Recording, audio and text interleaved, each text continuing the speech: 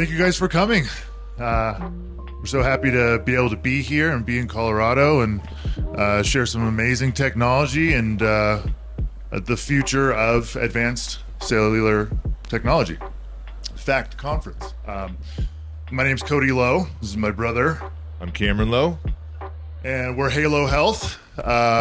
We started as pro athletes, injured ourselves, and he found amazing technology that stopped us from having surgery, career-ending surgery, got us back in record time, 6 weeks for his herniation, 5 weeks for my torn meniscus, and without surgery, without pills. And we said, how come this isn't everywhere? Because nobody had seen it. We had never heard of it. We had tried red light. I'm sorry, not red light. We had tried, we have red light here today as a major point. We tried TENS, stim, compression pants, ultrasound, Graston scraping, kind of your standard Cupping, needling, hippomats, shake plates, kind of the standard stuff that you got in most training rooms, sports training rooms at least. And this stuff blew it out of the water, and we had never seen anything work in this manner and this quickly with no side effects. And so we said, hey, when we retire, we're going to bring this to the world and we're going to show everybody. So that's what we did, and that's why we're here.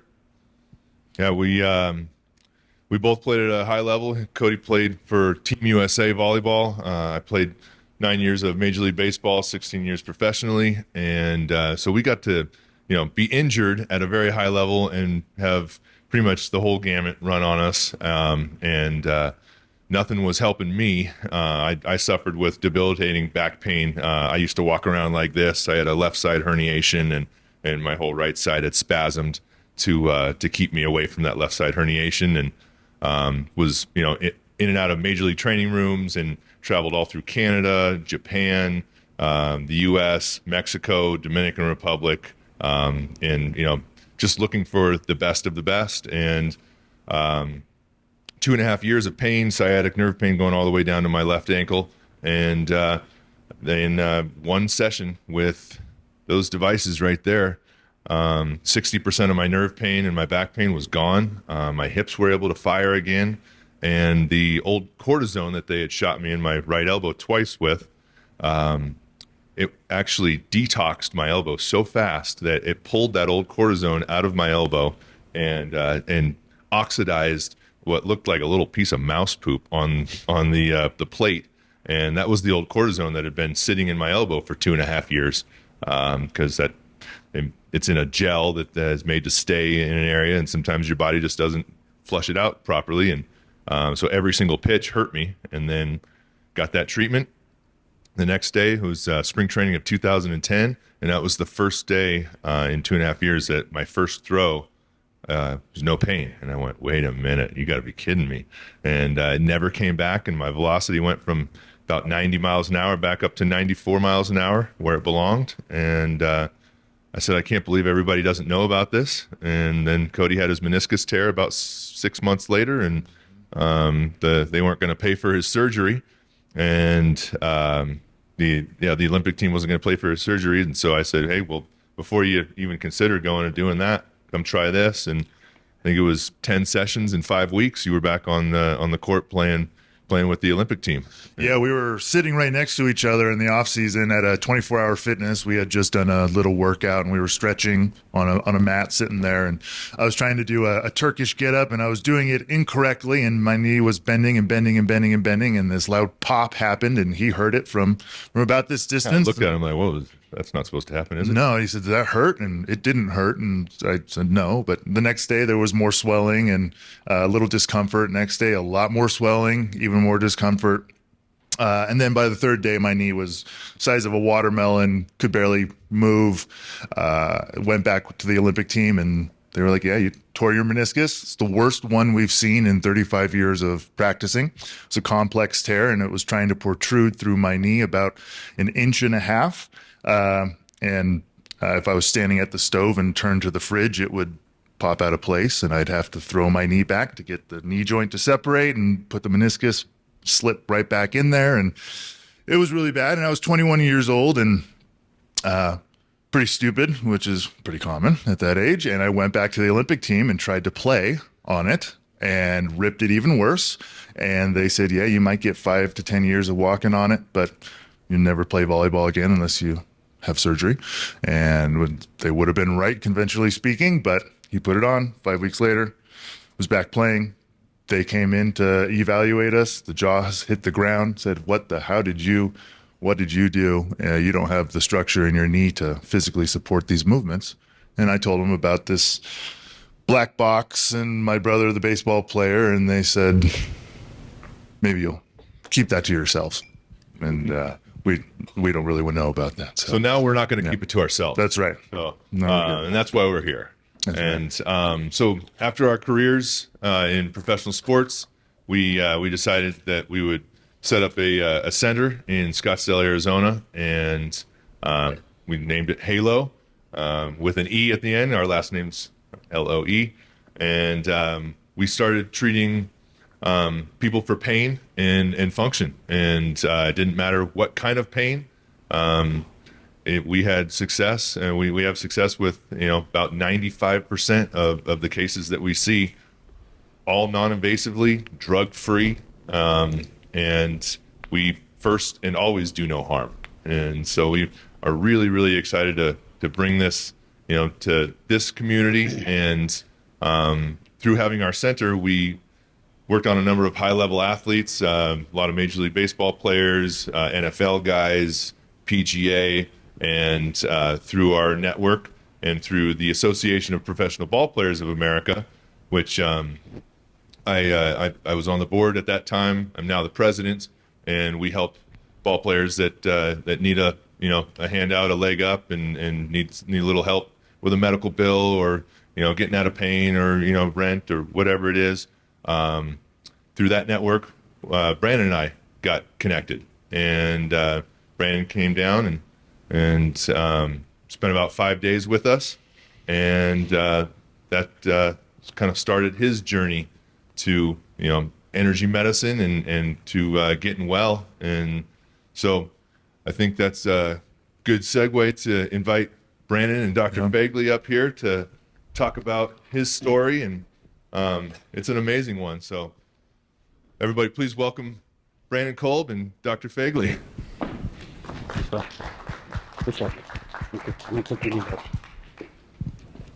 Hi, I'm Dr. Phaedra Fegley, and I am going to facilitate a discussion about Brandon's story, which is pretty fascinating, and it really hits to the core of what I learned in my functional medicine training, which was antecedents, triggers, and mediators, which is we take our genes and our family history and how we treat those genes and how we live our lives and what we're exposed to can determine what outcomes and diseases we may experience. And then there's always some sort of trigger that kind of gets the ball rolling to where you see the cascade of events. So when I met Brandon, I first originally had a phone call with him in October of 2021, and I was pretty taken aback by his story. It was pretty impressive.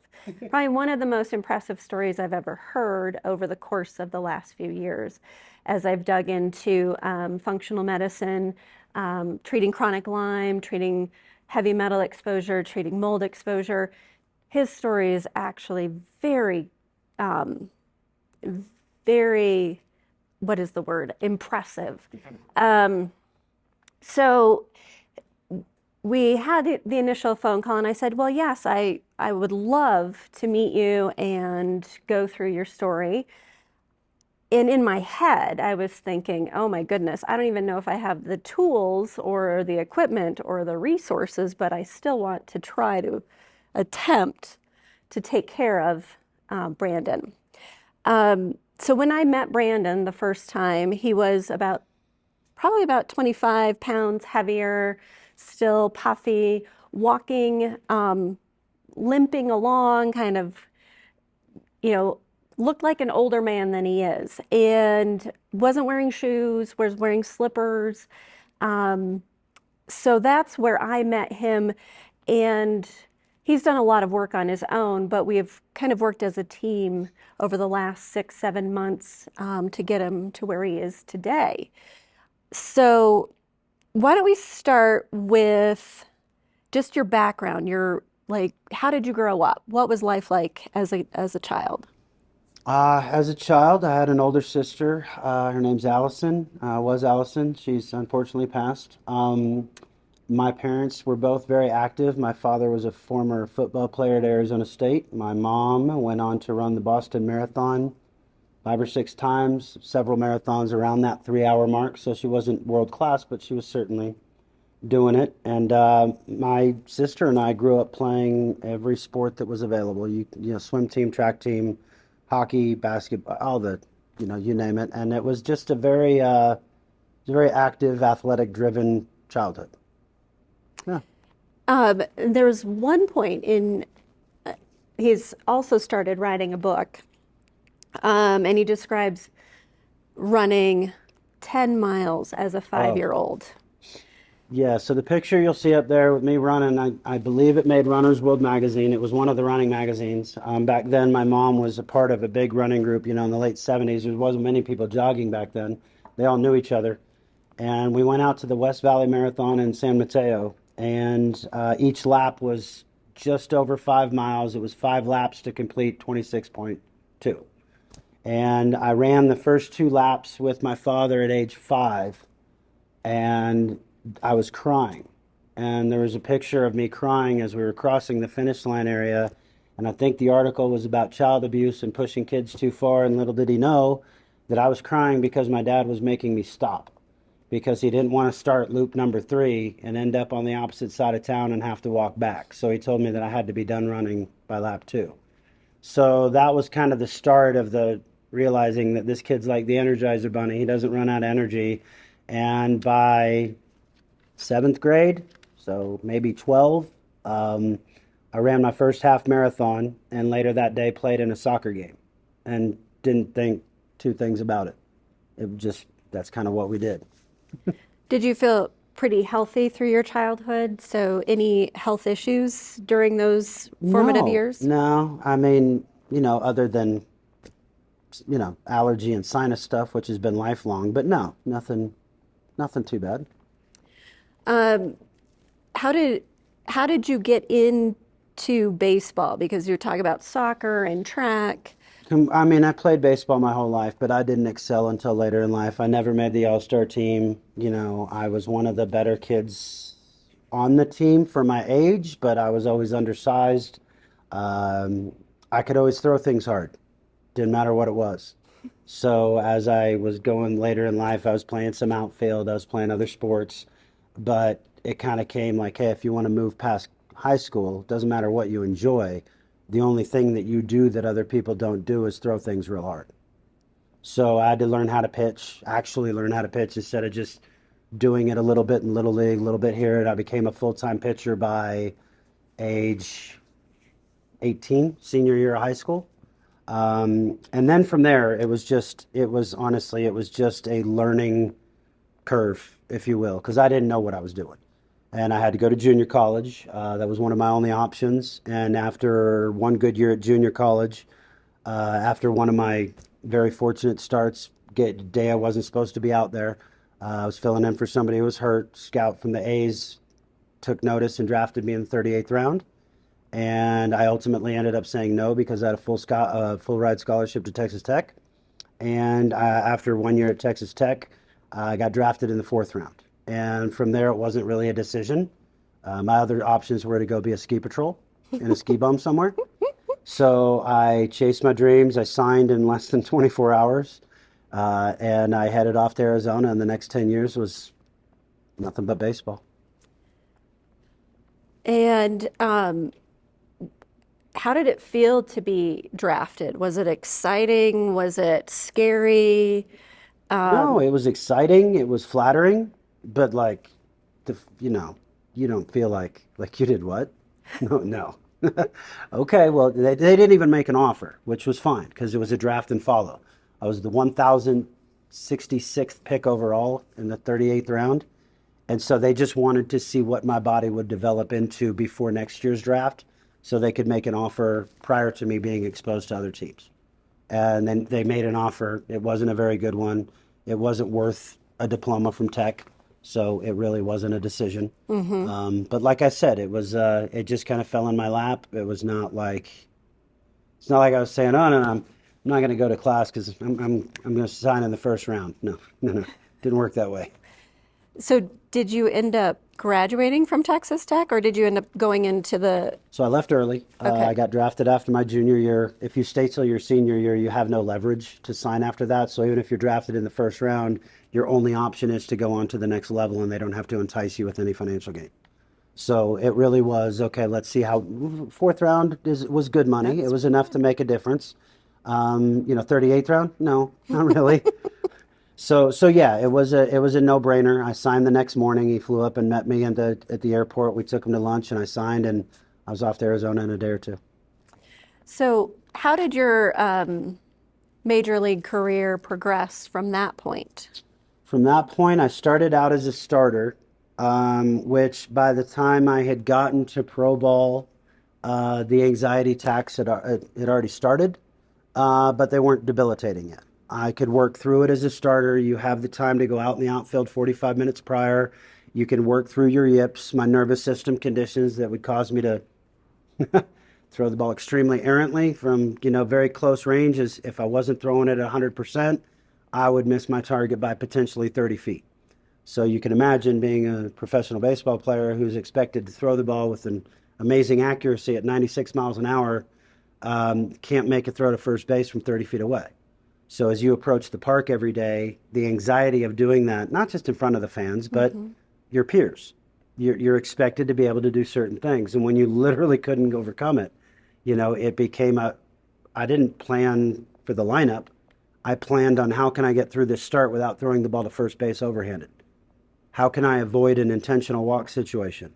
When it got so bad, it would be, okay, let's fake an injury. Let's get a forearm strain. Those didn't start until 98, 99. But when I was a starter in 95, 96, yeah, it was a learning curve. First year pro ball was, hey kid, you throw too many sliders, you're playing college ball, you need to do this. Okay, to the tune of a 7.1 ERA.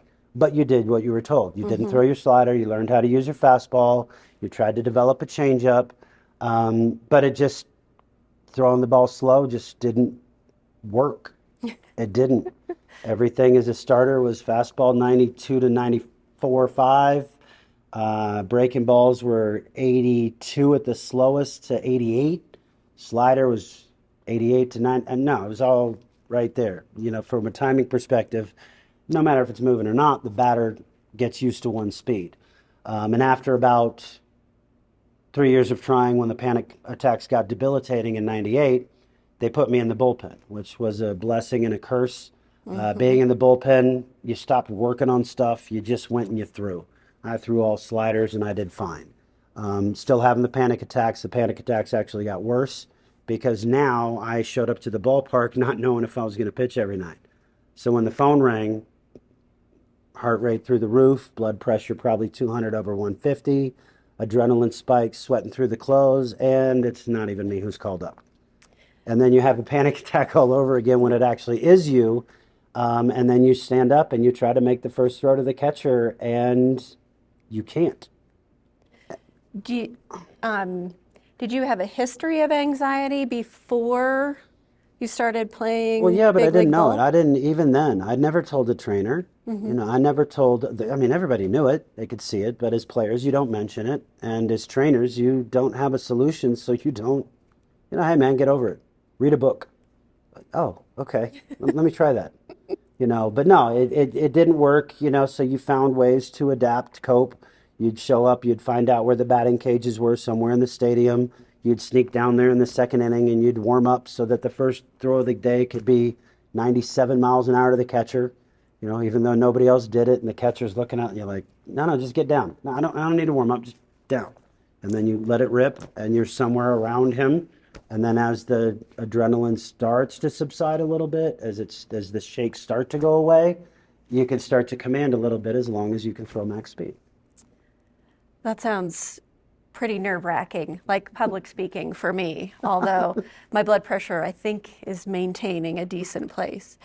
Um, when did you start, besides the anxiety and panic, did you start to have other medical issues or, say, body pain issues? Well, of course, you're supposed to hurt when you're a pitcher, so it's kind of hard to compare yourself to others when everybody's getting treatment after a start, after 2 outings as a reliever. You'll go in and get some work done. But mine seemed bad. You know, every year when the season would end, whether that would be September or October, I would always question every year for 10 years whether or not I'd be able to pitch next year. Am I going to recover this year? Is my shoulder going to feel better? So by the end of the season, I was on fumes, but I never missed a start. 96, 27 starts. Year before, didn't miss a start. I forget how many. It was rookie ball. The next year was 11 starts and then sprained UCL. But the back pain, the regular chiropractic care started in 96. Regular massage started about the same time, 96, 97. And the sinus infections were always there. By then, the Afrin was daily, 4 or 5 times a day. Dayquil almost every day. Chronic sinus infections that would always creep up around spring training. And with us traveling to a bunch of different cities, 1 or 2 would pop up throughout the season where it would just be antibiotics, consistent dose packs, steroids for the back, for the hips. That all began 97, 98. And 97 was the elbow sprain, which led to a couple MRIs that summer. And yeah. Did you, with the those 2 MRIs for the elbow, did you notice any issues having those 2 scans done? No, there was. We did 2 to the elbow. We shot some dye in through this side of the elbow.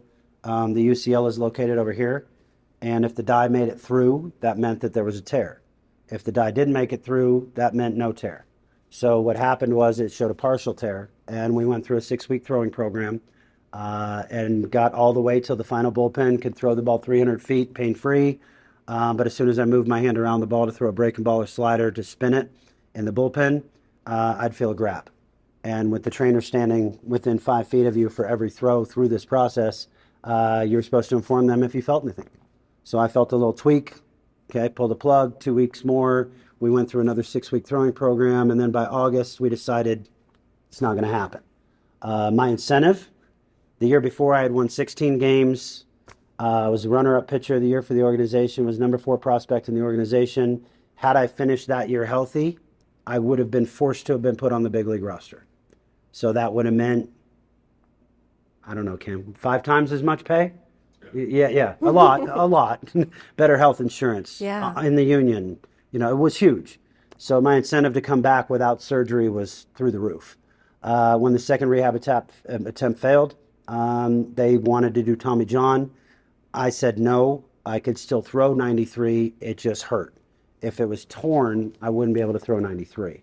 So I elected not to. Moved down to San Diego, worked with big league pitching coach Dave Smith, and in tweaking my mechanics to take the stress off my elbow, by December, I was probably, we didn't have a gun on me, but it was probably 95, 97. Like, okay, not only is he back and pain-free, he's throwing harder. And then when we got to spring training, I think I had maybe 4 starts at A-ball to start the season, maybe 3 starts at AA. And then after those 3 starts at AA, they put me in the pen with my newfound velocity. And within a month or 2, I think I was closing for the first time. And then my role had changed completely. And we stopped with the attempts at throwing the ball slow. We took advantage of the velocity and the hard late break, and I turned into a one-trick pony. What year did you move up to the major leagues? I was put on the big league roster in the fall of 99, and so I entered my first big league camp in 2000 in February, and then I believe I was called up in either late May or early June for the very first time.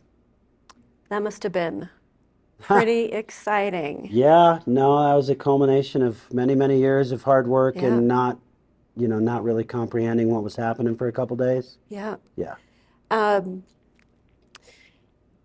how did those next few years in Major League Baseball go? And so the what I'm hearing is those first few years were kind of run of the mill, normal pitcher injuries.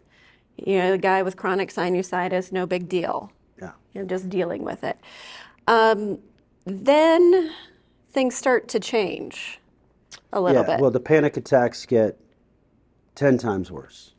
The throwing gets worse. Dave Smith, the pitching coach who coached me, he was our pitching coordinator from the get-go, pitching coach in single A, and then finally you make it to the big leagues, and he's there. So he's your buddy.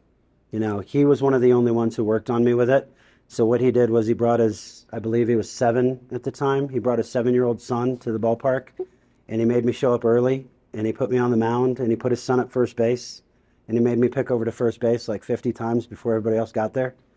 Because I'm not going to hurt his kid. Right. I can't throw it 97. So we threw it all over the place. I threw it in the stands. I bounced it in front. His 7-year-old's wondering, what's this big league pitcher can't pick over to first? But then that's how the few people that dealt with me, that's how they dealt with it. It was, hey man, I dealt with some mental issues too. Here's a good book that'll help. I highlighted some areas for you, Dave Smith would help me, but nobody would joke about it because it would make it worse. So. And I was trying to do some reading, but I ran out of time. Do they think the yips per se is all just Mental. mental? Yeah, you can get over it. Okay. And so that's the whole mental training. And believe me, I've read every book and was up all night thinking about throwing a ball 40 miles an hour the next morning. The worst it was in spring training in Sarasota. I couldn't play catch in them. I faked injuries left and right. I could not throw the ball to a partner. I drove around in my car looking for a brick wall somewhere so I could steal 5 balls from the baseball field and I could go throw it against a wall when no one was looking at me so I could figure out how to throw the ball slow again. I mean, we were stretching. You tried to escape going to the ballpark and warming up, which it's not like you lost a feel for your curveball. You can go throw without your curveball. I literally can't get loose without embarrassing the hell out of myself and then trying to explain it to somebody. So the easiest way to explain it is, I've got a forearm strain. Kind of tweaks when I throw. So you bow out. So here you are. You've worked your whole life to get to the big leagues. You busted your ass to get through the minor leagues.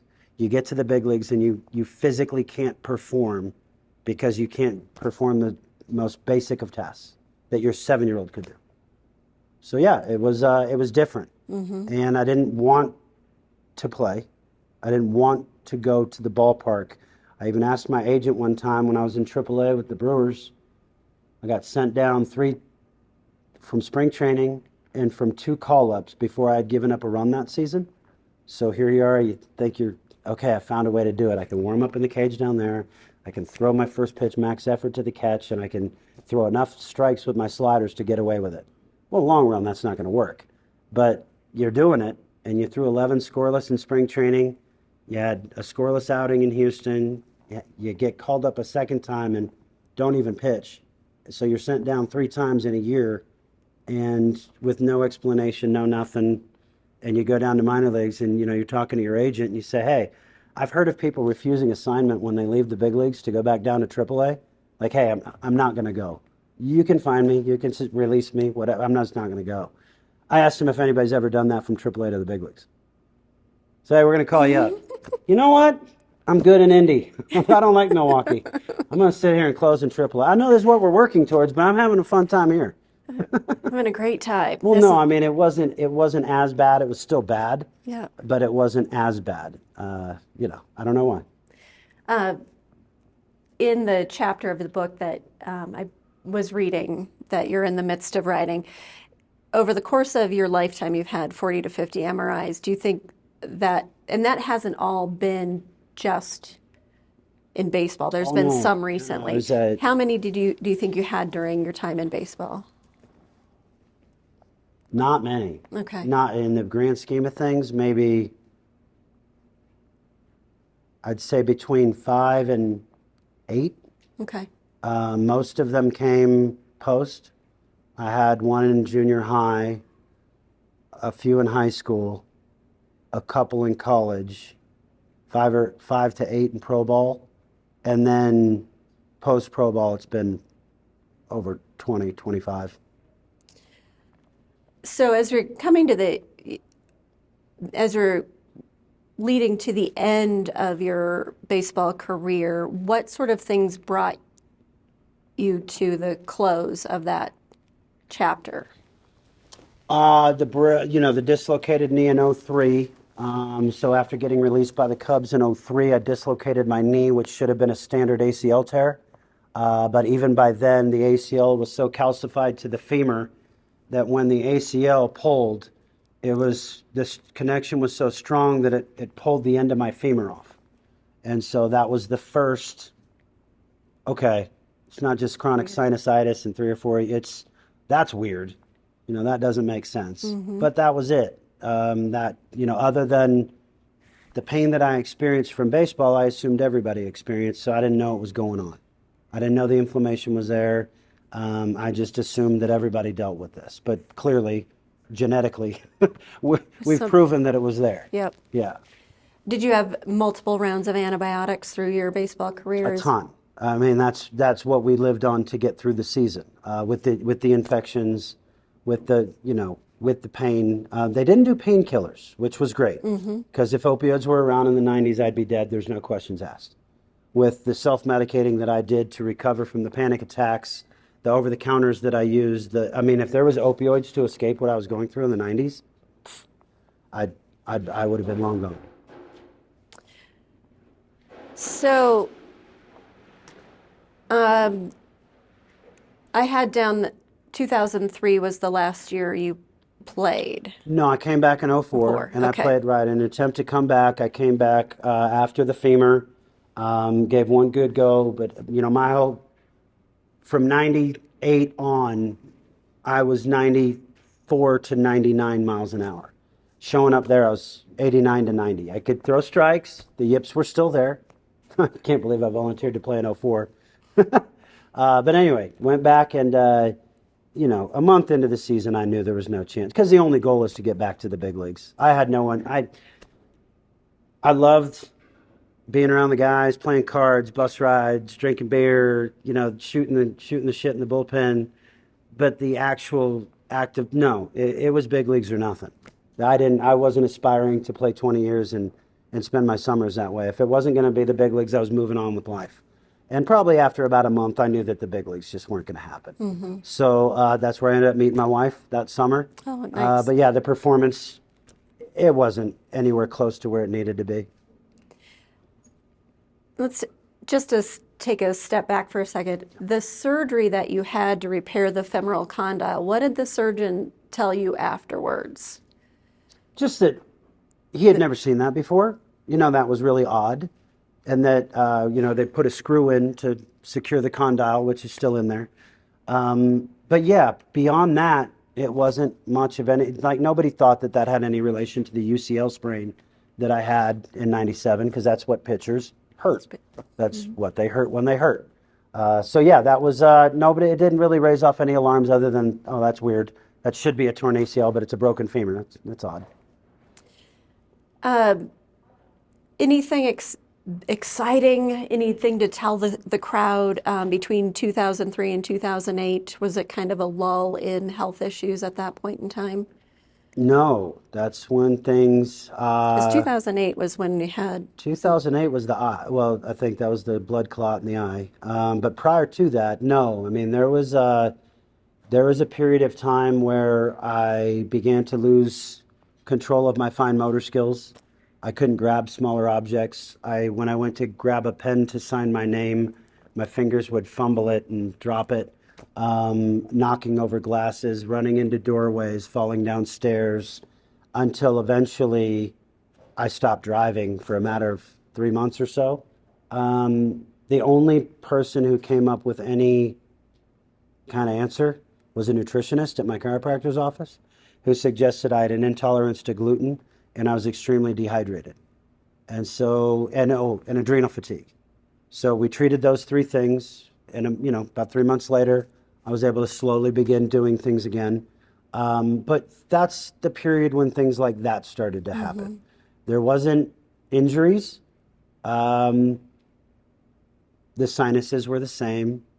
Health wasn't getting better that I stopped playing baseball. It was just weird things started to happen. Uh, yeah, but we didn't have any answers. We didn't know. Yeah. Yeah.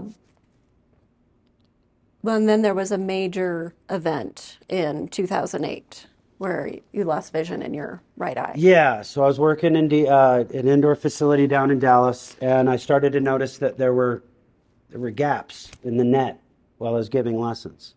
Maybe felt like some suntan lotion was in your eye. You're kind of like, it'll go away. And it never went away, and the holes got bigger, and you went and you saw an eye specialist, and they pulled up your eye on the screen. You got two docs sitting behind you. You've never been to an eye doctor before, and they look at the inside, and he says to his nurse, he says, or she said to the doctor, she said, "Is that what I think it is?" And he said, "No." How old are you? Like, I forget, 30, 35? And he says, "No, he's too young." And she goes, "That's a CRVO."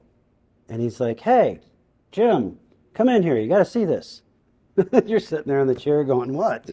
And What so did I do anyway, it was a now? blood clot in the back of my right eye. And it was causing blindness. It was causing swelling. The retinal wall was pulling off the back of the eye.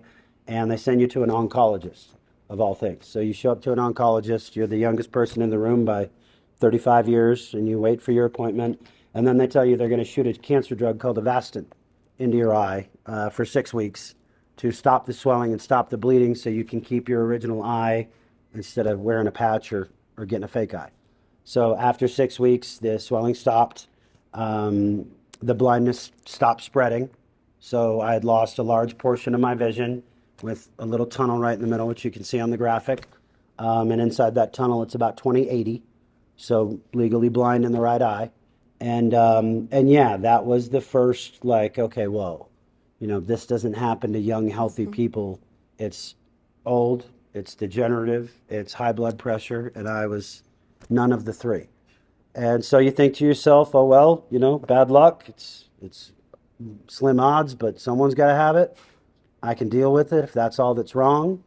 But yeah, you just move on. So when we left that, it was, hey, it's stable. We'll keep an eye on it.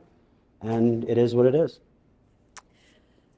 There was a story that you told me just recently. I hadn't heard the connection yet, but you had just got this big tattoo on your right shoulder. Oh, yeah. Right before. I got one for each kid. I waited till my wife went to Sweden because she would not let me do this.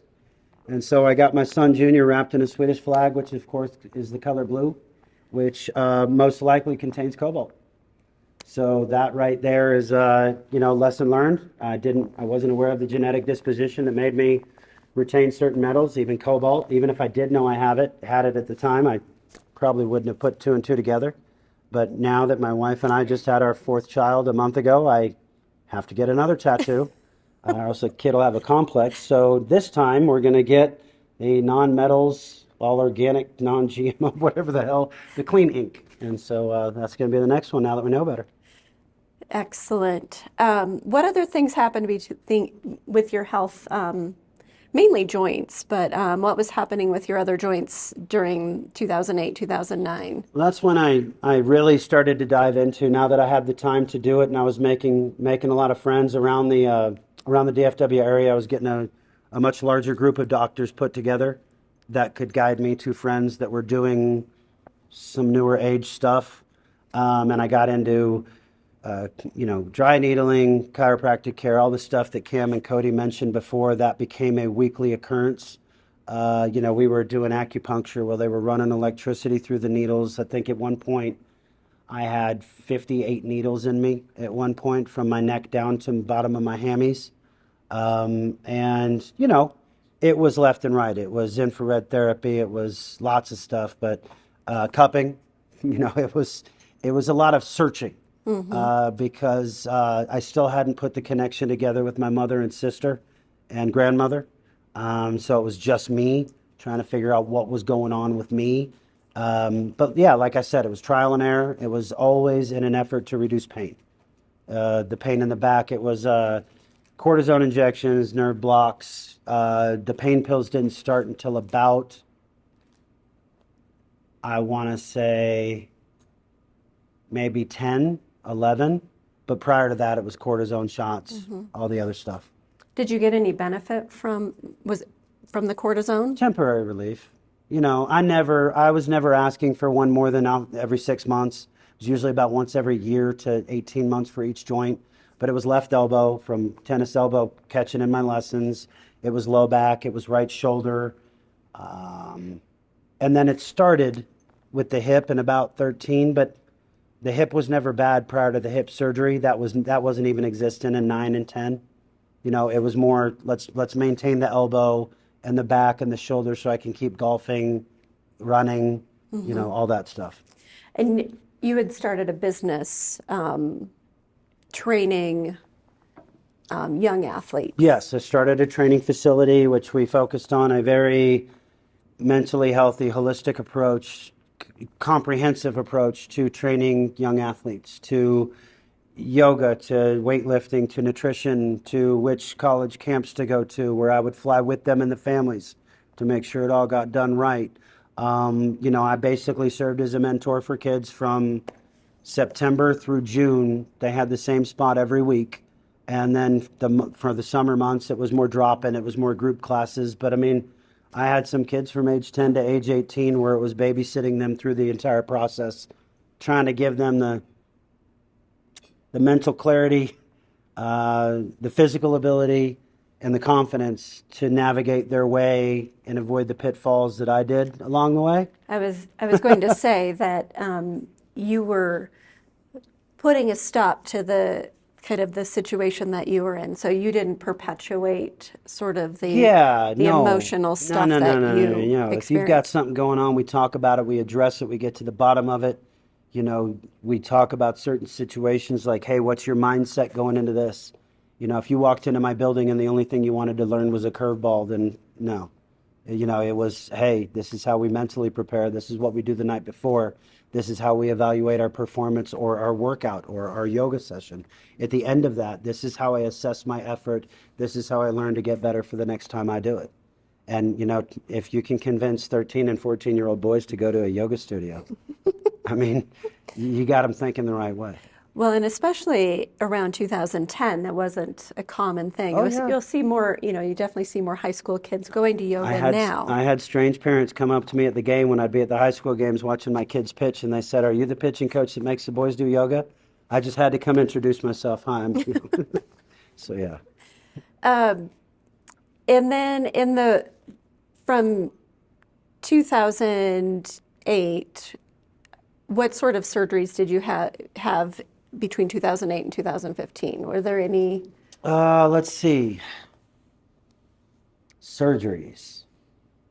I don't think that, I mean, there was, angiograms, there was hospital stays, but no orthopedic surgeries, angiogram where they go up through the groin and to take imaging of the, that's when the cognitive stuff started to get real bad. I was forgetting days. I was forgetting meeting with doctors. I'd go see a pulmonologist twice, and on the third one, I'd introduce myself like I'd never met the person before. The sleep issues, just started. Junior was very young, started with the feedings, that was fine. But by the time he was 2 or 3, around 2010, 2011, the insomnia really started, which then meant my body couldn't heal. The tendonitis was getting worse. The cortisone shots, nerve blocks were getting more frequent. And, the pain docs started to kind of don't get me wrong, love my pain doc, love my pain doc, Dr. Jerry, stem cells, guidance through this whole process. But let's face it, he was trained in opioids. And so by the time I was had to be between 10 and 12, 11, 12 maybe, we got started on hydrocodone as needed. And then it was hydrocodone daily. And then it was 4 hydrocodone daily.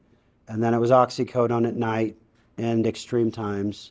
And then it was 40 milligrams of oxycodone on top of the hydrocodone, on top of the nerve blocks, on top of the acupuncture. So now we were hitting it from the manual approach as well as the, hey, we're going to block it in your brain as well.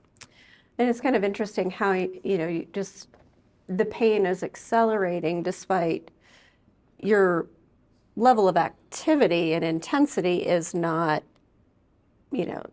I mean, certainly you're active, but you're not. We'll get into the, I mean, if you want to get into the way my brain works because of the heavy metal toxicity, let's do it. Okay. But I don't do anything half speed. Doesn't matter if it's baseball, lifting, running, drinking, after the game, poker, no, big stakes. Golf, no. You got to hit the ball 400 yards. You have to go buy the special club. You have to get the $750 shaft. And you got to start getting with a trainer to see where your rotation's lacking so you can get from 360 to 380. No. There's no going out to play for fun. It's win or die. So, yeah, if you, and I've heard it twice in 1 week, is the Ricky Bobby phrase. Yeah. If Yeah. you're not first, you're last. Bingo. So that's your motto. If you don't win, you go home and you can't sleep because you need to figure out how I need to beat this person, this Sudoku puzzle, this game of golf. I need to conquer it. I need to master it now. I mean, as this was getting bad, when Junior was 2, one of the funny things was I got hooked on Sudoku because I was flying home from California. I looked at this silly little number game. How easy could that be? I'm a smart guy. And I, in a 3.5-hour flight home from California, only made it through halfway through the medium puzzle after taking an hour and a half on the easy puzzle. And I got home and I was pissed. And I started printing out Sudoku puzzles. And then I would climb the ladder to get to the most difficult ones. And then I would bust out the stopwatch to time myself. And then I would challenge myself, okay, if I finish this one under 5 minutes, I get to go to bed now. Yeah, it's crazy. But that was my life. I'd wake up at 2 in the morning and have to crank out a Sudoku puzzle or else I couldn't go back to sleep. And this was also ingrained in you from a young age, too. Oh, yeah. No, it was. I was running a pool table by the age of time I was 6, and I had to stand on a stool, because I'd sit there and hit bank shots for just days, standing on a stool with a cue stick that's unscrewed so I can use it, and it was with everything. Running, bowling. I was bowling a 200 game by the time I was 10. We got patches from the little bowling league on my jacket from 1983. But yeah, no, it was like that with everything. It was obsessed. Do you think that is not just ingrained from external from your father, but also your makeup as well? Well, sure, the metals. I mean, but do you think the metals also? Absolutely, there's no question. I don't think that there's any doubt in that, and that's part of this, guys. I mean, seriously, the metals are everywhere. I had uranium in my system. I grew up next to Lawrence Livermore Lab during the Cold War. Okay, I was 10 minutes from there. They were working on military, technology through that time. Obviously, the ones we know, the gadolinium, the cobalt, the chromium, the aluminum, they were all present. I mean, but you guys are exposed to that as well. And so if you are exposed to that, and the symptoms from uranium, cobalt, chromium, gadolinium, okay, they all attack the nervous system. They attack the thyroid. They attack the brain. They attack, the eyes, the vision, optic nerve inflammation. All of these things that I've proven through other doctors, that if you simply look up a medical journal, okay, there's several published studies about the effects of heavy metal toxicity. Okay, and with this technology, along with a bunch of other things to help you deal with this, you can reverse these symptoms.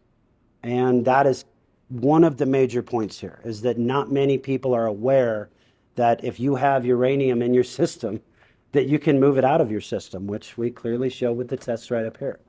So for those people that do have an open enough mind to believe in stuff like this, this is for you, and this is for loved ones to, hey, I'm not going to be able to convince your loved ones. I'm not going to be able to convince your sick aunt at home. She doesn't know me, but she knows you.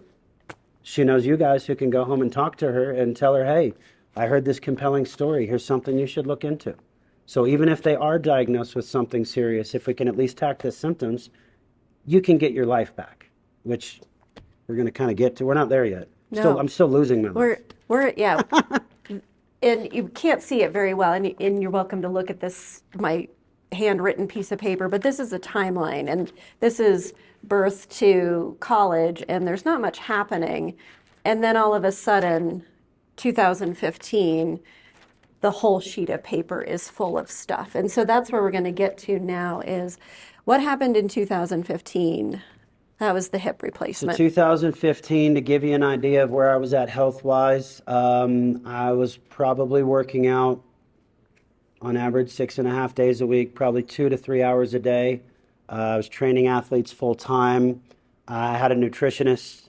I had a trainer who didn't train me but designed my workouts based on the goals I wanted to achieve. I would go to my nutritionist and I'd say, all right, my goal is 195 and 6% body fat for the summer. Let's get there. And then we'd do it, kind of like Sudoku. All right, now I want to bulk up to 225. How do we do that? Let's get there by October. Okay, let's do it. And we were on that never-ending cycle, which we have the measurements. I'm not sure if we have that graphic up there, but we were taking like 10 to 12 measurements around the body when the weight would fluctuate to determine if it was muscle growth, water retention, fat loss, you name it. And then judging by what she found, we would adjust the diet, the cardio, the workouts accordingly. That was my life from 2010 to 2014. And then golfing a few times a month, doing well, hurting, chiropractor, a planned chiropractor visit after a round of golf, dry needling scheduled for the next week, so you didn't wait for acute stuff, but no real hip stuff. The hip never got more than a 3. And then in the fall of 2014, not sure when, the back doc went in to do some cortisone injections in my back. It was just annoying. It was a 3 to 4, never more than that. And then you got the shots, and he says, at the end of it, he says, hey, you need to see a hip specialist. Well, why? Well, the end of your femur looks like Mr. Peanut instead of a cue ball.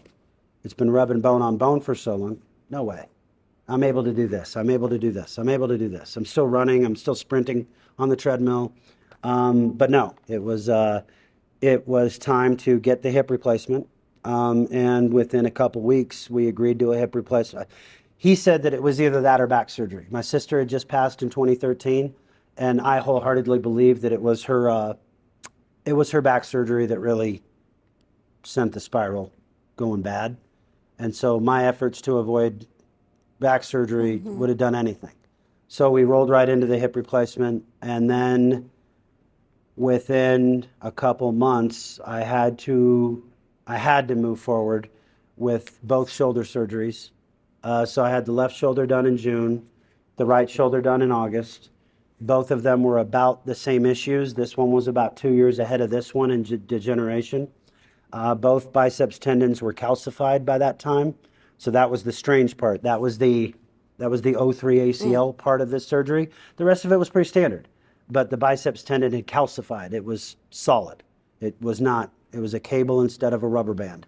And so what they did was they relocated the biceps tendon, they severed it and attached it underneath here to reduce the tension on the pull on the front of the shoulder, to reduce the pain. We were already on cortisone shots, already on hydro, no oxy yet. But yeah, so that was June, August, and then I believe the Achilles tear was in October, somewhere around there, jumping in the pool. So yet another injury where not really doing much, and snapped the Achilles right up by the gastrocnemius, so the thicker part of the Achilles. And honestly, after that, I can't recall because that's foggy time. Tell us what kind of hip replacement you got. So it was a total replacement. It was an anterior approach, and they had to sever the hip flexor, and so they cut off the end of the femur, implanted a metal stem, and then they put the ball on top, put the cup in the pelvis, and they went through each head. The one you can see up there was the one that ended up in my body. The first attempt, they put in a ceramic head, size 0 millimeter, pulled it out. The surgical notes just say in/out with a barcode of the piece that went in. They tried a 0.3 millimeter size ceramic head, in/out, 0.5 millimeter metal head, stayed in. Here's the notes, here's the pressure, here's the fit, blah, blah, blah. And it turns out that that metal head was leaking cobalt and chromium into my system since the surgery. And it was eventually recalled. And several companies had to let their clients know. And yeah, so we ended up getting it out. There were thousands and thousands of patients. So they knew, what cobalt was, what it did to the body, how long it takes to get out, all that stuff. But yeah, we didn't find that until December, January of 1920.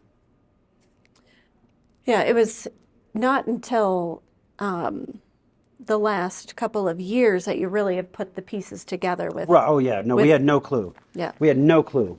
They thought I had.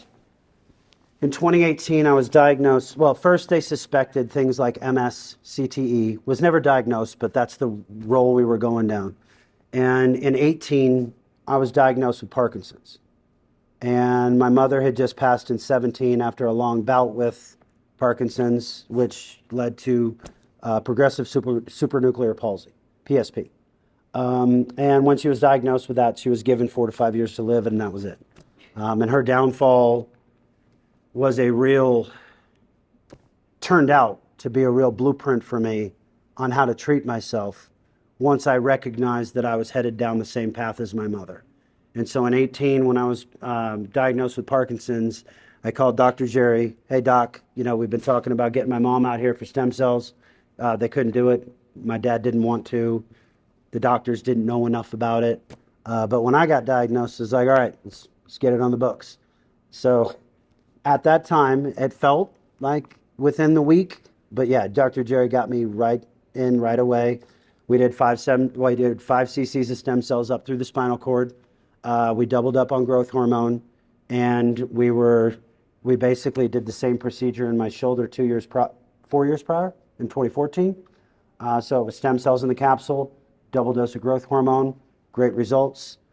Parkinson's protocol, stem cells up the spinal cord, double dose of growth hormone for 6 months, and pray.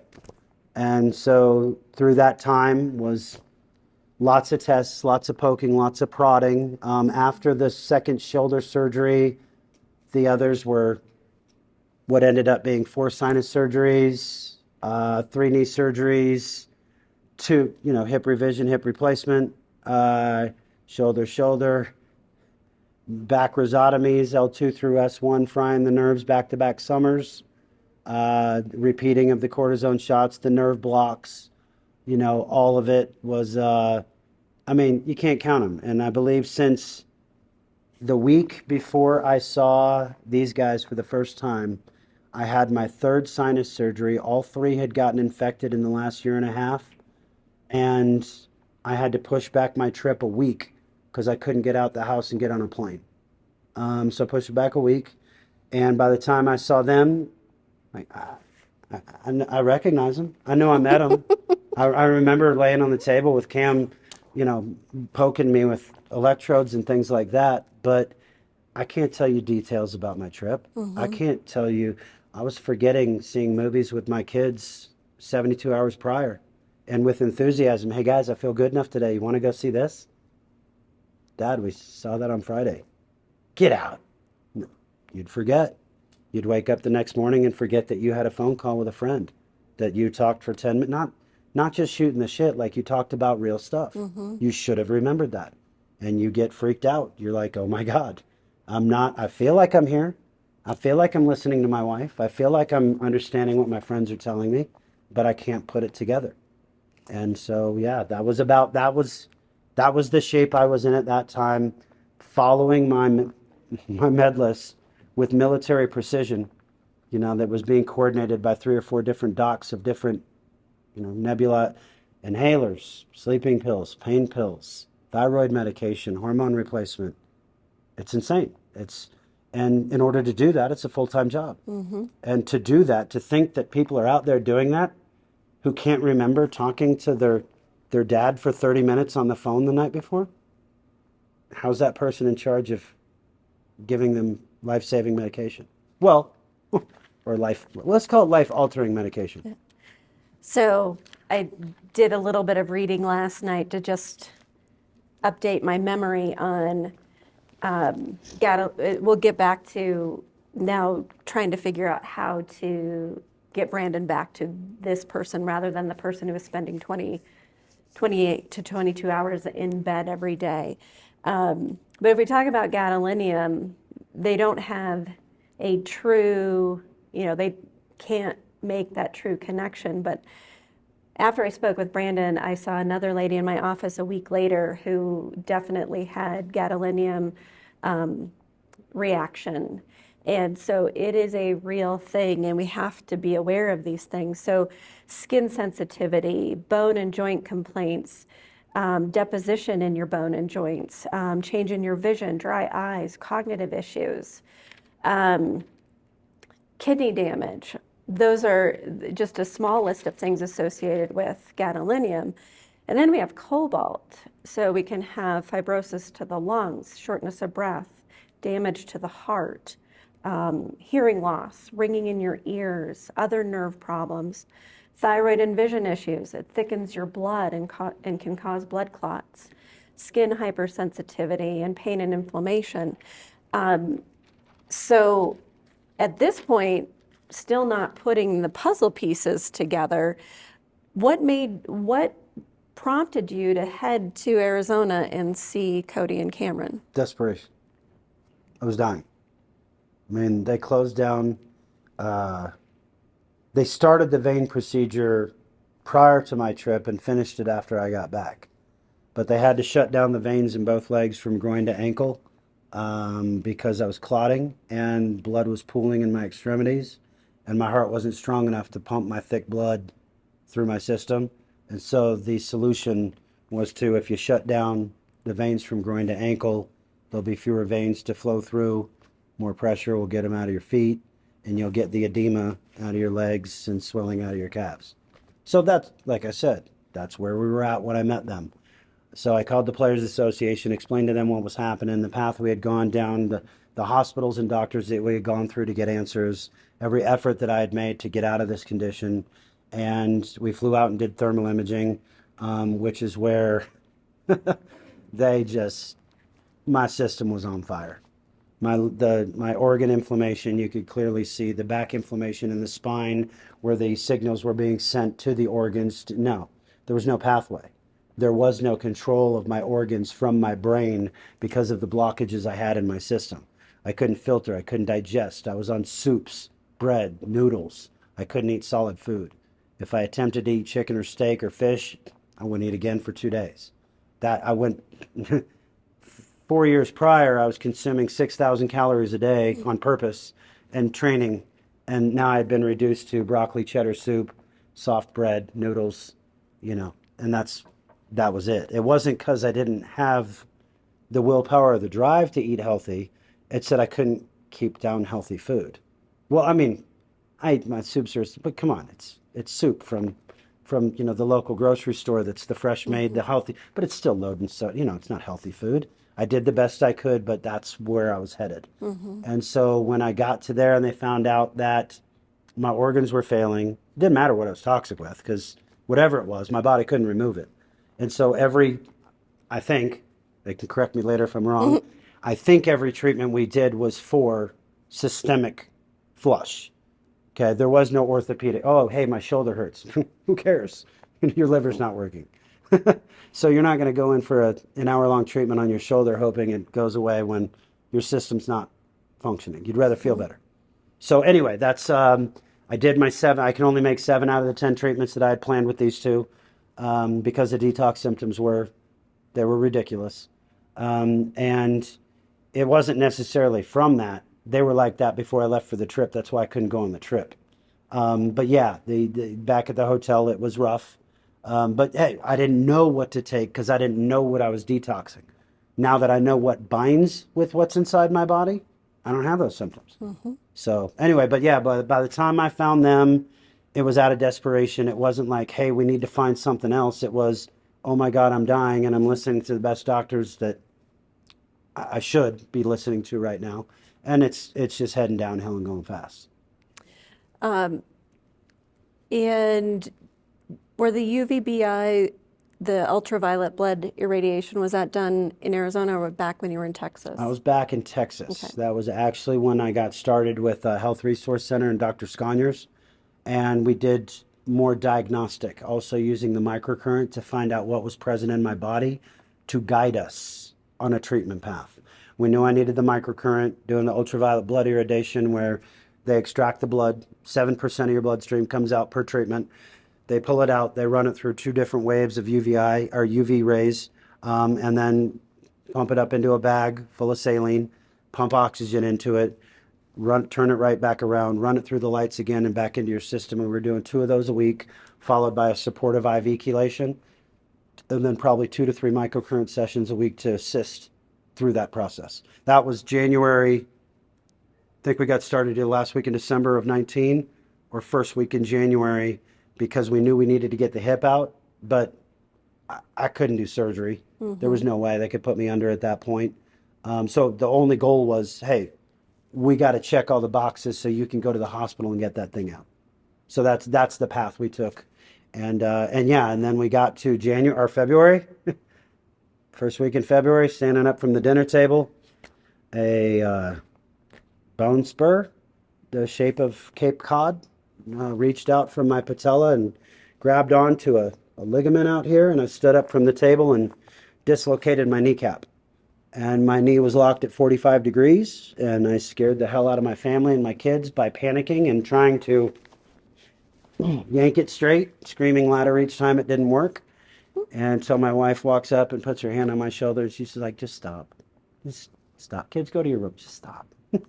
Okay? You do. You freak out in that time. And so you go to the doc, he shoots it up and lubes it up and gets it back and says, hey, if it holds, great. If not, we need to do surgery. And so by that time, this guy's been shooting me up with cortisone and doing surgeries on me for over a decade. He got me in within the week because he knew that we couldn't get this out until we got the left knee better to hobble around on my hip replacement with a better left knee.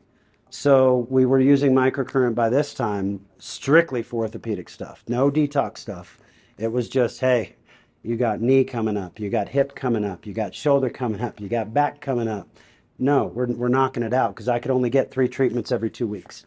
So we got the knee ready for hip surgery, and then we got the bad hip out the day the world turned upside down, March 11th, 2020. My wife had us cancel our trip to Tahoe. If COVID didn't hit, we'd be living in Tahoe instead of Steamboat. But yeah, we canceled our trip to Tahoe because she had a feeling that it was going to get bad. The hospital was going to close, anything but and they wouldn't have considered this life-threatening. So we rushed it. We canceled the trip and got it out March 11th. And we began chelation. 3 days later, I think I was in the chair for my first one. Again, first And or not last. in the chair for my second one on day 5, in my chair for the third one by day 8. And I was so sick, the doctor said, he just sent me away. And he's like, hey, Turbo. You're like, no, I'm not, I'm all on board with this plan, but I'm not going to kill you.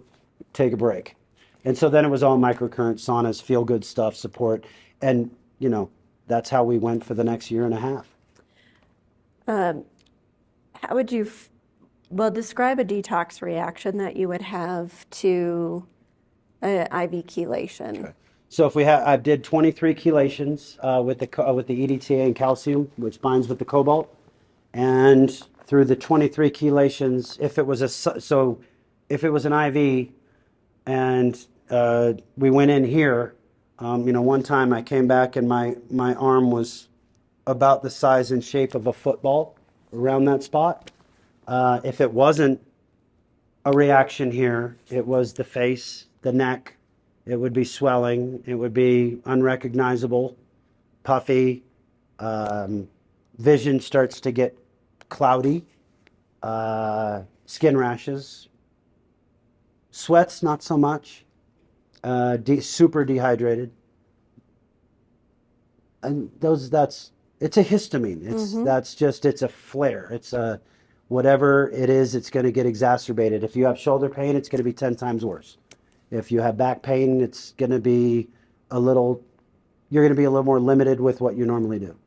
So if you would do an IV chelation and have that detox reaction, the histamine response, would you feel like, could you feel yourself getting incrementally better after each chelation? Like you'd have a couple days in there where you felt Yes, better? yes. There was with all that going on, when the reaction from the chelation goes, it's not like you wake up and you go, "Oh yeah, I'm feeling that much." No, no, but over time you go, "Okay, 2 months ago I wasn't able to do this. 2 months ago I wasn't able to do stuff late in the afternoon because the energy was capped by 2 o'clock. You were done." So yeah, from those, like when you say feeling, no, not when you wake up and you're like, "Oh, finally I'm over my chelation." No, but as weeks go on, you notice that you're capable of doing more. So let's see. We got the knee. You moved up here in 2021. Well, actually, when did you first see Dr. Christensen, Margaret Christensen in Right. So Texas? after about 6 chelations with Dr. Anthony Rector at South Lake Integrative, that's what we were doing for the cobalt and chromium. As I kept getting sick, as we did the chelations, it was getting to the point where I was getting hospitalized and things were happening. And once again, the lecture, hey, slow down, hey, do this, hey, do that. Come on, when you're that sick and you're like me, and someone tells you, hey, this might help, no, no, no, turbo button, no, fifth gear, drop the hammer, smell you later. I'm going to prove you all wrong. I can do this. And so after a while, it was just, no, you couldn't tough it out. And so he said, I suspect mold. And I said, well, we already checked for mold. We had the house checked. We paid hundreds of dollars to have it checked. My second son, Crosby's got a severe mold allergy. And so we went through the hoops, and all of the tests that we did said mold infection, but post. It wasn't current. It was a past infection. It was still in your body, but it was not active. And that was the end of it. And he suspected a mold infection in the gut, which was leading to leaky gut, which when the binders would grab a hold of the metals from the connective tissue, then process through the system, by the time it got to the intestines, it was leaking back out through the gut because of the mold infection. So Dr. Rector said, I'm not going to do any more chelations on you until you can get the all clear from Dr. Margaret Christensen down at Carpathia Collaborative. She's the mold specialist. He says, you've got all 5 mycotoxins in you. I've been doing this test for years. He goes, a normal mold exposure, you're looking at 2. If it's bad, it's 3. Okay, rare, 4. You got all 5. Congratulations. Yet another lab that was so far out of range, they didn't know what to do with it. So far out of the norm. The actual mycotoxin readings were not that high, but the fact that all 5 were present in my system was an alert that your cells aren't fighting off anything. And so we went down to Margaret Christensen. I wasn't able to meet with her until January of 21, but I met with her assistant, Dr. Attell, in the fall of 20. And she got me started on no gluten, no dairy, no soy, no sugar, no grains, no nightshades, no legumes, no mushrooms, no anything that promotes mold growth in the gut. And having been on very strict diets and regimens throughout my life, easy. I know a lot of people think that's all organic, pesticides in my system. And to follow that was a no-brainer. Like I said, I've got a family to live for. I had a lot of living left. I know what I need to do. Nothing you could give me is too strict. I'll do it. So we got started on the diet and some biocidin, which is a fungicide, which we were using for the gut. We were using for the sinus. We would put it in a Navage nasal rinse along with hydrogen peroxide, saline, hydrogen peroxide, saline, and a few drops of iodine. And we were doing nasal rinses because the mold infection was brain, sinus, lungs, and gut. So the biocidin, along with a bunch of other binders and things, got it out of the gut. The nebulizers, we alternated between acetylcysteine and then another nebulizer with hydrogen peroxide, saline, and iodine. And so we did 2 per day, one mucimist, acetylcysteine, and the other one. We would do those twice a day along with 3 inhalers. And then for the brain, we bought an ozone machine. I bought an ozone machine for at home. With the stethoscope attachment, you can pump ozone in, which will help kill the sinuses and kill the brain. And that was about it for the mold. Well, I mean, lots of other supplements and Took a things while. and aid and stuff like that to go on. Um, and by about when I met Dr. Christensen in late January of 21, uh, we had already gotten to the point where, we could start doing like we already saw enough benefit. And then when we got with Dr. Christensen, we started looking at the nerve effects from the mold, not just the digestive issues. I got with a functional neurologist who found that 60% of my cranial nerves weren't working. We were doing nerve reactivation with electrical stimulation, drills, walking, motor skills, eye patterns, things like that. It was full bore. Let's get these nerves firing again. Let's get the mold out so we can continue to get the metals out. And I think 11 months after the first initial protocol, we were down to the mild range. I think my MSQ score was up in the 190s when anything over 100 is considered severe. It was, second highest one they'd seen. And then we were down into the upper 30s, low 40s, which is considered mild by month 11. And that was just prior to moving here. So, all right, welcome back to part two. And this is where I come in November of 2021. And I'm kind of lucky because I didn't have to see Brandon at his sickest. And I can take credit for how remarkable his recovery has been in the last 6 months. Even when I met Brandon, heard his story in October, we met in November, and then discussed his case with Dr. Christensen, Margaret Christensen in Texas, and Dr. Rector as well.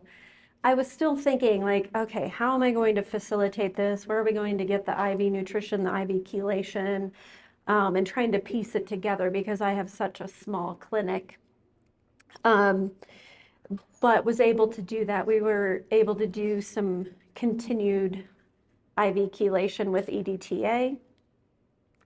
He would call me up, or not call me up, but I get messages about, well, I'm having this kind of reaction or this kind of reaction. So even through the early part of 2022, he was still having mast cell activation symptoms, which is that histamine response. So think of it as an allergic reaction gone crazy.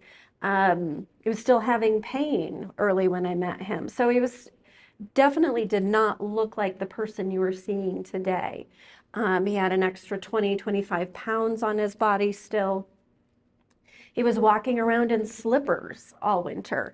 And he did try to ski, but he would not be able to ski for very long. So he was still dealing with a lot of pain. He hadn't used the microcurrent machine from, say, August or earlier in 2021, August-ish, until he was able to purchase his own machine in March this year. So this has been pretty remarkable to watch this transformation, the point where his medication list went from 2.5 printed pages to half of a printed page. And some of those things on the half a page currently are as needed. So this is, let's see, was that? Yes, so here we go. The beginning of the list. And this was what Brandon was dependent on for keeping his body functioning. So when we have, whether it's heavy metal or mold or infections affecting our central nervous system, we stop making hormones, our cells are deficient in ATP or energy production. So he needed all of those medicines to function, to make it through the day. And now you said you went to Winter Park the other day and you had a baggie with 12 pills in it. So that was 2 morning and 2 evening doses, and it was 12 to 16 pills instead of 5 shot glasses So 5 times throughout the day, and I think at my peak it was about 120 pills per day of 77 different medications, which were already converted to as many powders, liquids, and injections as we could do. And so the remaining pills, which were still over 100 per day, was dwindling down to as little as we could do. And currently, blood pressure medicines have been Sorry. stopped. Look at that. Oh my goodness. Blood pressure medicines have been stopped. Hoping to permanently be off of thyroid replacement as the thyroid gland has come back online. Adrenal support is minimal at this point. We have some minor hormone support, but really the prescription medications have gone from this huge list to down to hardly anything. Some of the other things that came into play that people may not pay attention to, small dental infections. One of the things that we dealt with in December was a bad molar that had been there for years. Metal filling, infected root canal. It was the second one that we had to extract from the jaw. They had to take so much from the first one that they had to put a filler in to keep the jaw from going. This one had been infected in my mouth so long without me feeling it that it took the doc 5 seconds to pull out a molar. And yeah, it had been sitting in there festering, probably causing a lot of things. And I couldn't even feel the pain. And I'll see that commonly. People will have very small cavitations or dental infections from old root canals that can be, especially when you're in a compromised state, can be a significant problem that can be driving continued illness, whether it's that mast cell response, that histamine response, whether it's pain. It's funny how a spot up here could be causing pain somewhere else. So we start with the big things like, yeah, you know that, okay, I have all these heavy metals, I have these mold infection in my sinus, in my brain, in my gut. But then you have to dwindle down into these little residual places, and that's kind of where you were at the beginning of the year. And then there's this whole familial piece. So we've got the genetics and we've got the psychosocial piece. So genetics are a huge issue, and kind of tie that in, and then we'll finish the last piece, which I think was a huge healer, recognizing that familial trauma. Yeah. The revelation about piecing together what happened to your family after you're finally starting to come through the other side and you're getting some clarity. And you can go back and you think to periods in time where this was present and you had no idea.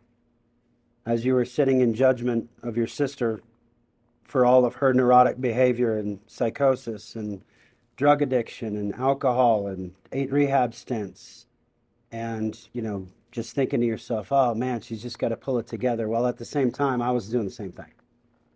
I mean, I wasn't 8 stints in rehab, but it was the self-medicating. It wasn't thinking clearly. It was the overreactions to social situations. It was, oh my God, can you believe my sister said that to that person? No, I was doing the same thing, but I just didn't see it as wrong. It wasn't as severe yet. She was ahead of me.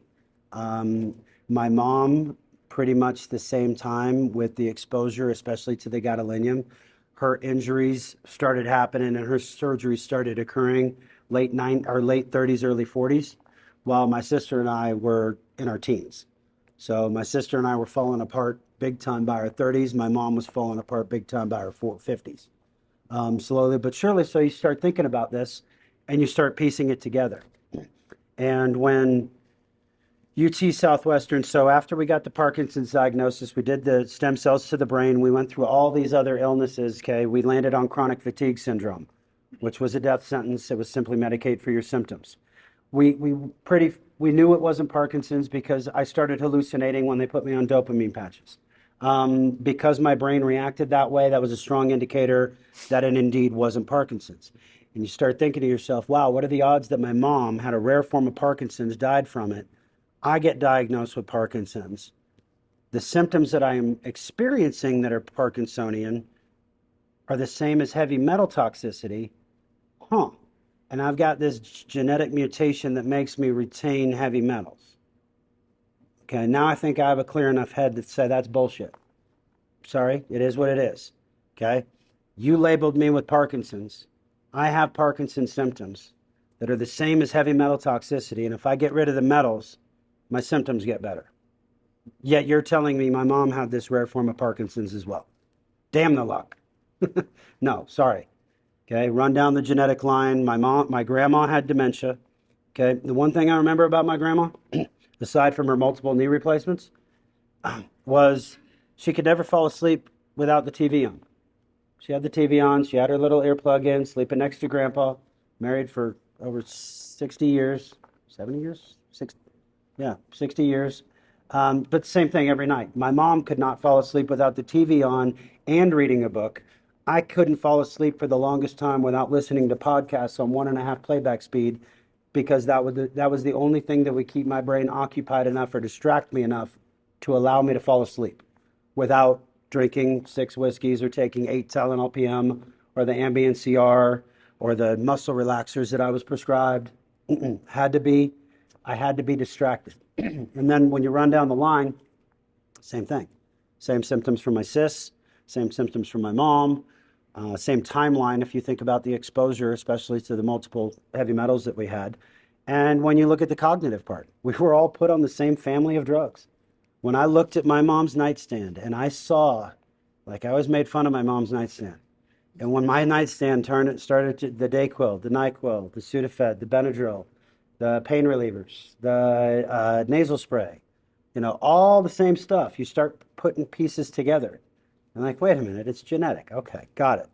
And you start following it, and really that's how we came up with our answers, was to go back over time and say, okay, now that we know that metals does this, now that we know that molds do this, now that we know that this does this, look at the timeline of all the symptoms of the entire family and start putting it together. And that's really what led us to genetics. And when UT Southwestern came back and said, hey, it's confirmed, you've got the PKNPY genetic mutation, and it's like, oh, I've got Parkinsonian neuropathy? That's weird. I thought we disproved that. Because I'm doing better, and now you tell me I've got Parkinson's again. Okay, well, here's a thought. And then you throw it at them. No. Okay, then you tell it to your neurologist. No way. Okay, then you finally get Dr. Vargas at UC Health, the neurologist, and you walk in with your, kind of like with Dr. Fegley, you walk in with your files and you say, hey, doc, I got a theory.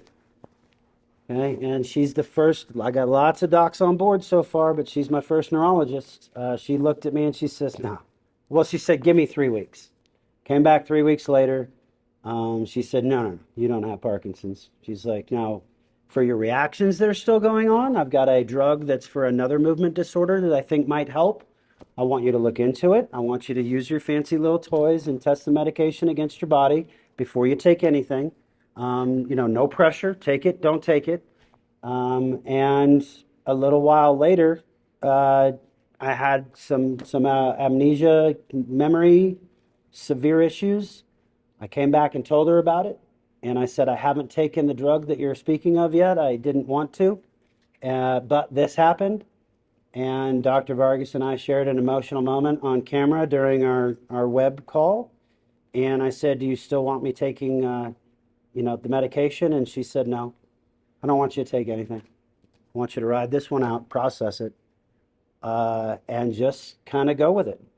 And so that was the next turn, pretty much turning the page to the next step of healing, which was prompted, believe it or not, by a return of a PKNPY diagnosis from UT Southwestern Genetics, because that was when you go, okay, that's the nail in the coffin. I'm writing a book. I'm going to do it. Enough is enough. I think I got enough now.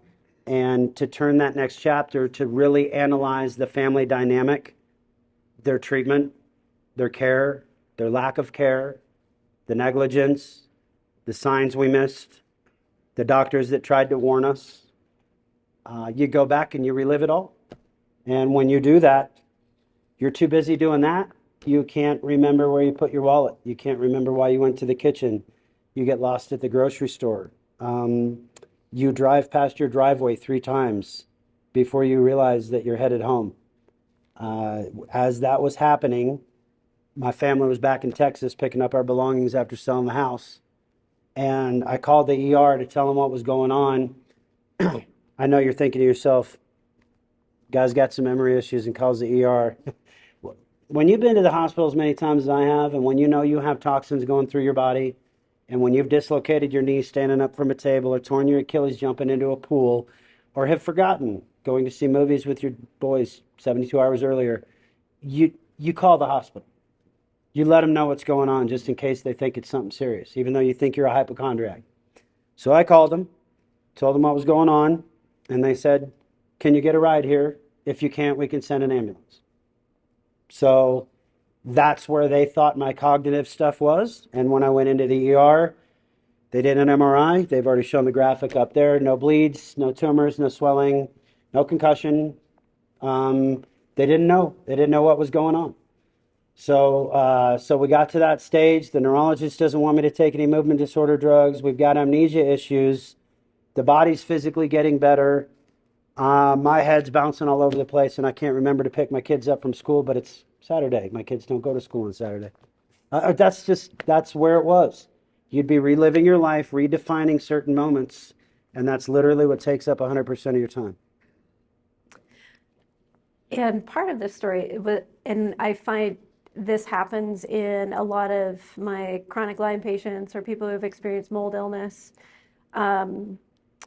is that there is always this history of something happening, whether in childhood, early adulthood, and that trauma per se is stored in our nervous system, and that nervous system needs to be cleared to fully heal. So you can get rid of the metals and you can get rid of the mold mycotoxins and the mold consolidations. But if you have not gone through some of that healing process, whether it's PTSD of being sick, or I'm afraid that I'm going to end up back in the hospital, or it's something from childhood, that piece is an important piece to healing. And I always talk about that.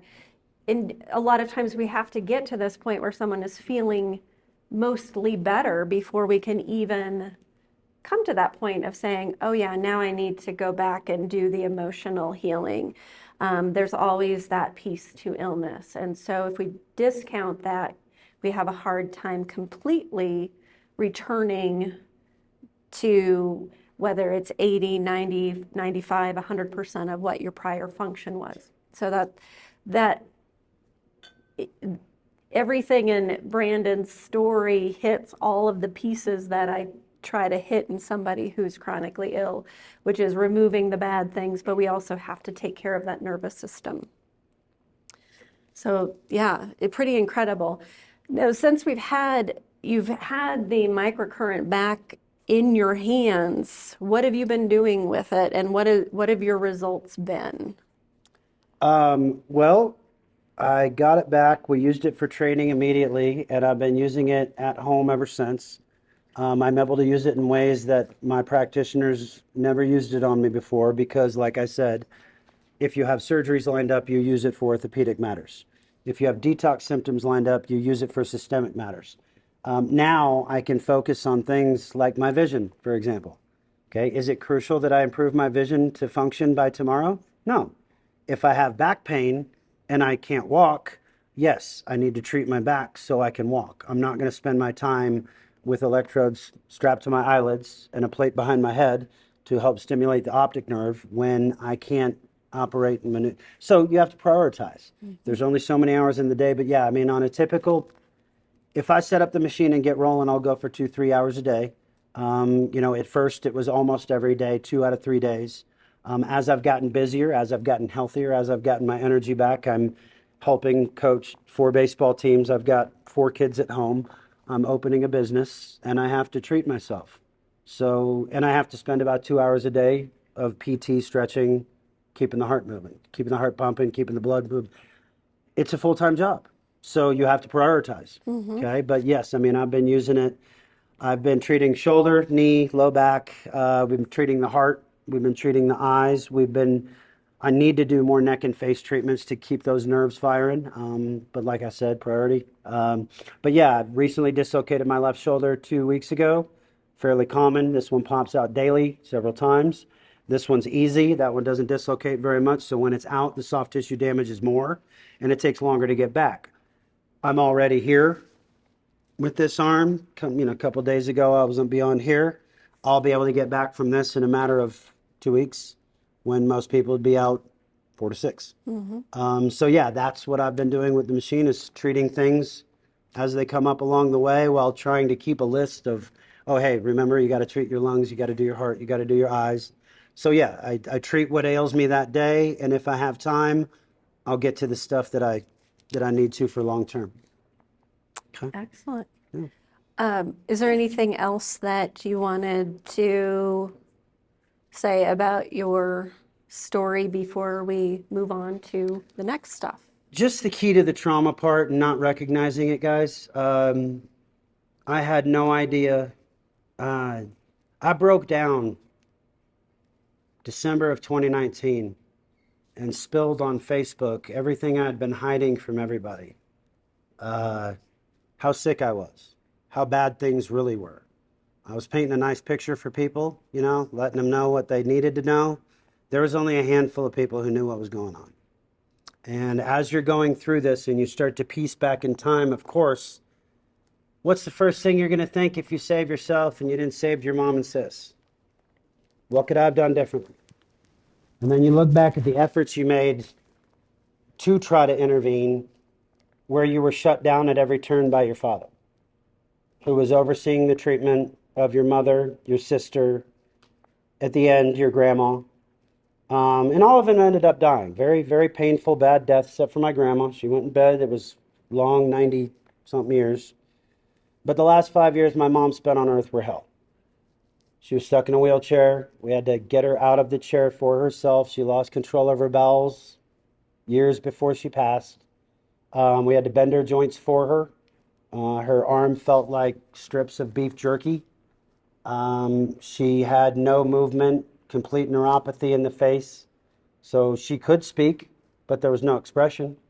Her mind was all there. She could feel emotion, but she couldn't express it. Okay. Her treatment on her way off this earth was not right. It's not how it should have been.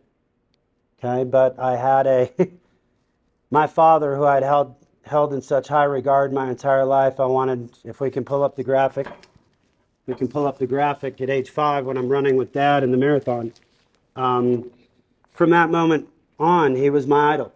He was who I looked up to. He was the smartest man in the room. He was the best looking guy with the coolest job, and he was the best at football and basketball and golf, and taught me how to do all these things.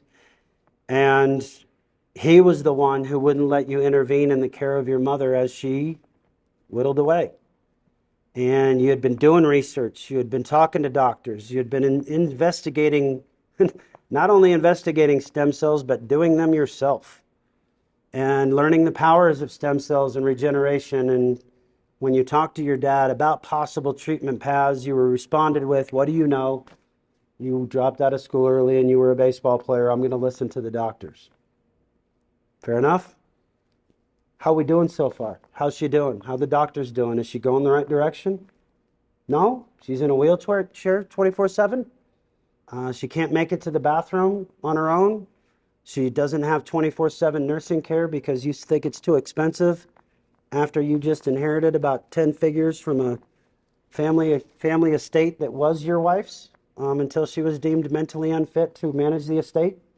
You didn't want to pay for nursing care because in your heart of hearts, you could take care of her. But obviously you couldn't.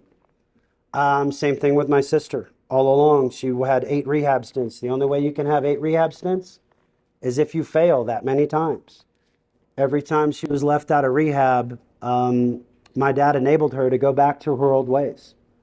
He did not help remove the grandchildren away from a very toxic, manic, depressive sister who was volatile. And when you think back to her care, and you think about how many times you tried to intervene only to be met with this. And you have no idea why. You can't figure it out. Why is he not listening to reason? Why is he continuing to take my sister doctor shopping throughout the Bay Area, even though she continues to OD on painkillers? Why is this happening? Okay, well, it turns out through the course of coming to acceptance with this and the choice to write a book, and like Dr. Fegley said, the last piece to the puzzle to recovery is recognizing your trauma. And I didn't recognize it as trauma. At first, I recognized it as 70s parenting. Were the beatings that bad? No. It's a wooden spoon, it's a belt, it's a, barbed up or balled up wire hanger, but it was what we were beaten for. I had a nervous system condition that I was born with. That causes bedwetting long into life. I wet my bed till I was 6. Couldn't do sleepovers. My dad beat me for wetting the bed. He encouraged my sister to ridicule me for wetting the bed. I was made fun of. Okay. Also, a way to calm your nervous system, oral fixation. I sucked my fingers. What kid doesn't? I sucked these 2 fingers. And I was so ashamed of sucking my fingers that I used to hold a stuffed mouse in front of my, 2, 3, to hide it from my father, thinking he didn't know. That was met with a backhand, grabbing the mouse. We went through 7 of them. It became a running family joke. My dad would throw it out of the moving car. He burned one. He buried one. Would just flat out take them. And the last remaining mouse sat in my grandparents' house until the day she died. We put it in the green room as kind of like the trophy. This is the one that survived. So apparently, unbeknownst to me, that when this is done to you between ages 0 and 5, it's got a long-lasting effect on your decision-making ability moving forward. So a lot of the things that I was dealing with later in life, like the never good enough. Come on. I made it to the big leagues. And after my second appearance in the big leagues, my first shutout inning, pitching in Atlanta, my dad's waiting for me outside the locker room. Went 1, 2, 3, punched out Javi Lopez for out number 2. They brought in Bobby Bonilla to pinch hit in the 9th. Got him, I think it was 0-2. Threw him a high fastball, climbed the ladder, got it up there. He went up and got it and flew out 5 feet short of the warning track in center, only to be met by my father outside the locker room with his arms crossed, just like in high school, and he starts shaking his head.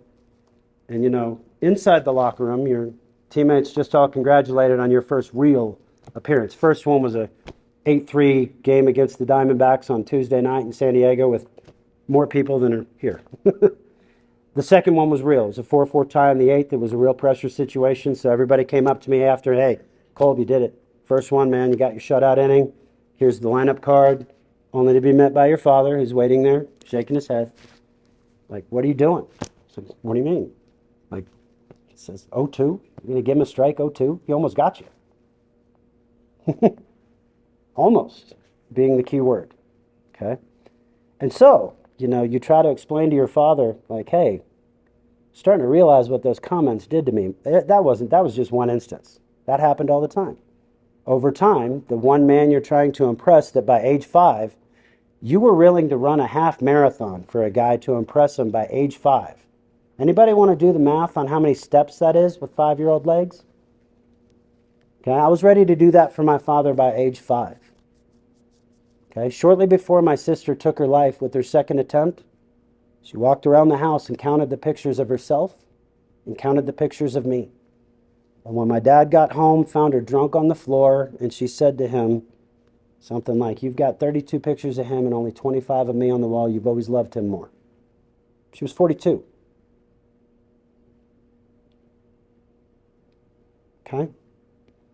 And that's about as deep as I'm going to go into the abuse. Honestly, I thought the book was going to be about my medical journey, my genetics discoveries, really cool medical equipment that's going to help me get back to health. But when you tell your therapist that you're writing a book and you actually seek out an author who's going to write it for you, and give him some time to process the information you just gave him, and they tell you that your book isn't about that, it might get a few chapters. But no, recognizing and overcoming the trauma, which was the final step to the piece of this puzzle, which I wouldn't have done without a clear head, which I would not have had without detox and this equipment, I couldn't have come to that conclusion. So as much as I didn't want to talk about the trauma up here on stage, didn't freak me out. Nervousness of coming up here? Zero. I know this stuff. Nervousness about confronting this shit in front of people? I thought about it. But you can't complete this story without it. So here we are.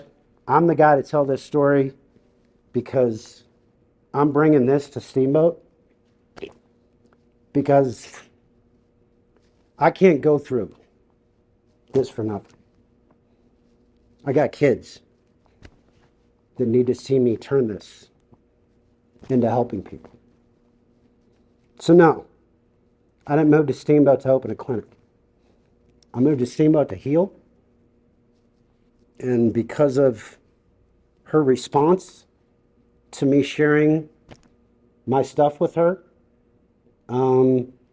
it's the next step. So it's about all I got. Thank you, everybody. Amazing. Brandon, thank you so much for sharing that story, man. I know that's not easy, and but you're going to touch other lives to help them on maybe start their journey to the healing. So it's huge, man. Thank you. Thank you. Thank you.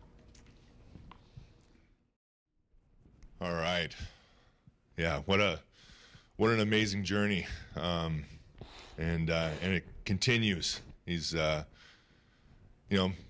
this is why Cody and I love doing this stuff, because our lives were touched by it, and we get to pay it forward.